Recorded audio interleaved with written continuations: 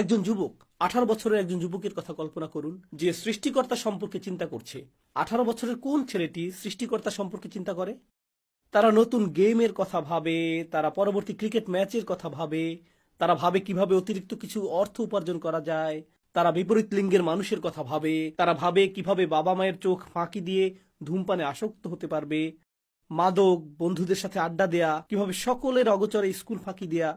একজন যুবকের মনে অনেক কিছু থাকে, এমন জিনিস যা একজন যুবকের আগ্রহ তৈরি করে। খেলাধুলা, জিম করা, সৌন্দর্য চর্চা, পোশাক, গাড়ি, এই সব কিছুই, এটাই তার মনে থাকে। 18 বছরের কোন ছেলেটি বসে বসে আকাশ নিয়ে ভাবে এবং বলে, কে এটা সৃষ্টি করলো?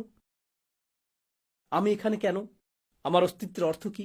আমার এখানে আসার উদ্দেশ্য কি? কেন আমি এই শূন্যতা অনুভব করি? এটি সাধারণ কোনো 18 বছরের ছেলে নয়, এমনকি এ যুগে সাধারণ কোনো 80 বছর বয়সীও এমন নয়।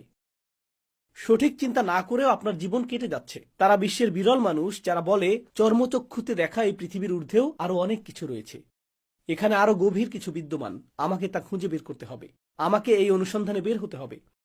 তো আপনি রাসূল সাল্লাল্লাহু আলাইহি সাল্লামের সিরাতে এমন মানুষ পাবেন যারা ঈমান আনার আগ পর্যন্ত ঈমানদার বলে মনেই হতো না। যেমন ওমর ইবনুল খাত্তাব ইসলাম গ্রহণের পূর্বে ইসলামের বিরুদ্ধে খুবই আক্রমণাত্মক ছিলেন, অথবা হামজা রাদিয়াল্লাহু তাআলা আনহু ইসলাম গ্রহণের পূর্বে ইসলামের বিরুদ্ধে খুবই আক্রমণাত্মক ছিলেন, কিন্তু কিছু একটা ঘটেছিল যা তাদের আঘাত করে এবং ফাটল ধরিয়ে দেয়। আর তখনই আপনি দেখেন যে এর ভেতরে পানি রয়েছে, এর ভেতরেও ঈমান বিদ্যমান।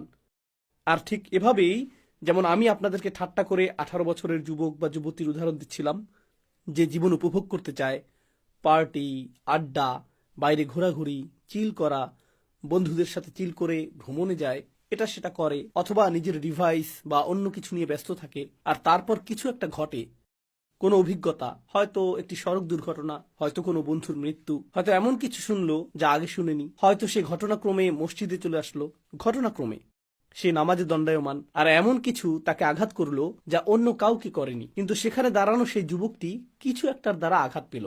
সে এমন কিছু অনুভব করলো যা আগে কখনো করেনি। হঠাৎ করে সেই পাথরটির কি ঘটে? এটা ফেটে যায়। আর হঠাৎ করেই এই যুবক আরো 2 রাকাত থেকে যেতে চায়, এবং তারপর সে আরো 2 রাকাত থাকতে চায়। আর তার বন্ধুদের অবস্থা এরকম, তোমার কি হয়েছে? এটা কি? তুমি নিশ্চিত যে তুমি ঠিক আছো? হ্যাঁ হ্যাঁ, পাথরটিতে ফাটল ধরেছে। যখন সে ঈমান প্রকাশ পায়, সেই ঈমান গভীরে প্রথিত ছিল। আপনি এটাকে ভ্রান্তি দ্বারা ঢেকে রেখেছিলেন, আপনি এটাকে সামাজিকতা দ্বারা ঢেকে রেখেছেন, আপনি এটাকে বিনোদন দ্বারা ঢেকে রেখেছিলেন, কিন্তু কোনোভাবে পানি ঠিকই পথ করে নিয়েছে, এটা পথ করে নিয়েছে। আর কোনোভাবে এমন কিছু ঘটেছে যা এটাতে ফাটল ধরিয়েছে।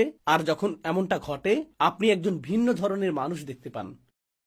আপনি তখন সত্যিকারের অন্তর্নিহিত সত্তাটির আত্মপ্রকাশ প্রত্যক্ষ করেন।